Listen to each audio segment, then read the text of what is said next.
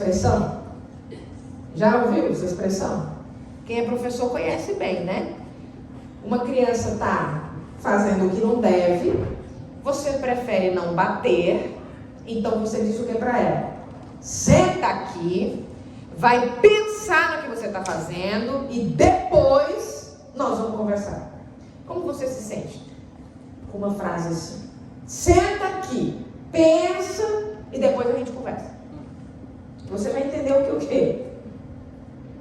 É BO na certa, né? Alguma coisa errada você fez, porque o outro mandou sentar e agora eu tenho que sentar ali.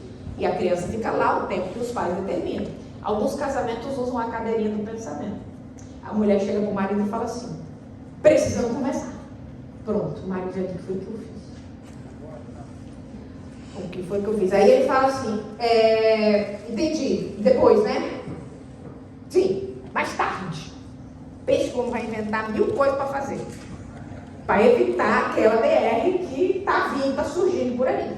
Essa atitude da mulher é uma tentativa de colocar ele na cadeirinha do pensamento. Ou então ele vira para a mulher e fala: ó, isso aqui não está certo, não, a gente precisa conversar sobre isso. Pronto, mandou ela para a cadeirinha do pensamento. É uma cadeirinha que não se enxerga, né? Mas que existe lá na relação, está lá. Dilene, como é que a gente resolve isso? É muito curioso isso, eu descobri isso com um paciente. Ele era um empresário de sucesso. E todo domingo ele começou a trabalhar. A empresa era dele, não tinha funcionário, domingo ele ia para a empresa. E a mulher ficava aborrecida, porque ela queria domingo, almoçar fora, sair com a família, passear, fim de semana queria viajar. E ele, dia de domingo, sumia. Quando ela ligava, estava na empresa. Porque essa empresa é mais importante do que eu, porque eu não aguento mais, porque você me dá atenção, blá, blá, blá, blá, blá, blá. E vieram a terapia. E durante o processo terapêutico, ela se queixou disso aí. Eu não aguento mais, porque ele vai para a empresa, eu falo, ligo para lá, que hora você vem? Já estou indo. Vem logo que eu quero conversar. Eu já vou. Quanto mais ela decidia conversar, mais ele retardava a vinda dele para casa. E quando eles me contaram o episódio, eu conversei com eles separadamente. Eu falei: escuta, o que está acontecendo? Você está devendo? Não. Seus negócios estão indo muito bem. Por que você precisa trabalhar domingo? Não, não preciso. Então, por que você vai trabalhar domingo? Ah, doutora, eu vou para me livrar dela. Ela domingo quer conversar sobre não sei o que, tal, um problema atrás do outro. Minha cabeça está cheia, eu passo a semana com problema, passo a semana resolvendo coisa. E aí domingo ela quer que eu sentar para conversar. Eu quero esparecer. Ela queria resolver problema domingo? Não, o que ela queria também domingo? Ela queria sair, queria passear, mas não conseguiu dizer isso nessas palavras para ele. Então ela falava: a gente tem que conversar sobre o que ela queria. Mas o jeito como ela falava, fazia o que com ele? Entender que o negócio tinha problema.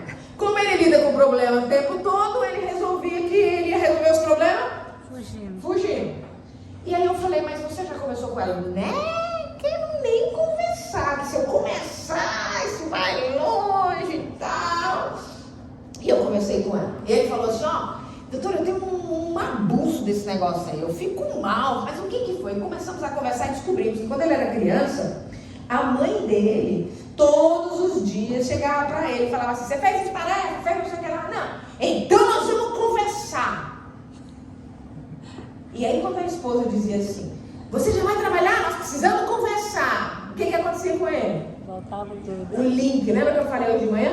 Um link na mente se voltava a uma história passada. Havia um registro, uma memória passada. E aí ele fazia uma transferência mental para aquele episódio. E a voz da mulher, a esposa, era como se fosse quem? A mãe.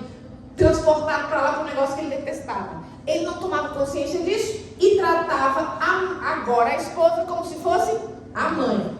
Caía fora. Então, quando eu escutei aquilo, eu falei: vamos conversar com ela. E aí eu vi que ela queria o quê? Queria passear, ela queria a presença dele. Ela não estava querendo resolver problema. Se transformou num problema e agora ela estava trazendo isso todo dia. Ela era um gatilho para ele. Aí conversamos bastante, os dois sentaram, se harmonizaram nesse aspecto, entenderam a postura de um e de outro e resolveram o problema. E os domingos passaram a ser dias leves, tranquilos. Mas precisou o quê? Uma conversa. Precisou abrir o coração, porque senão os dois iam fugir o resto da vida, até o dia que chegar parar.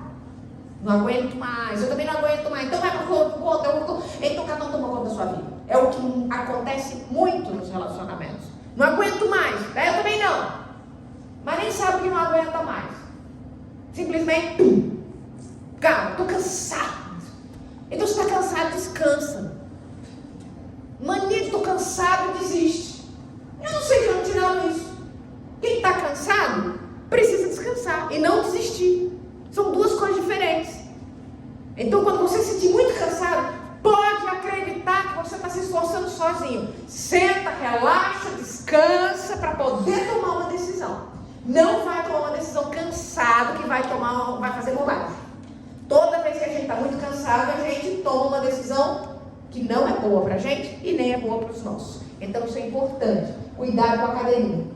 Essa imagem, eu gosto muito dela porque ela ilustra o que é conversa íntima e o que é conversa superficial.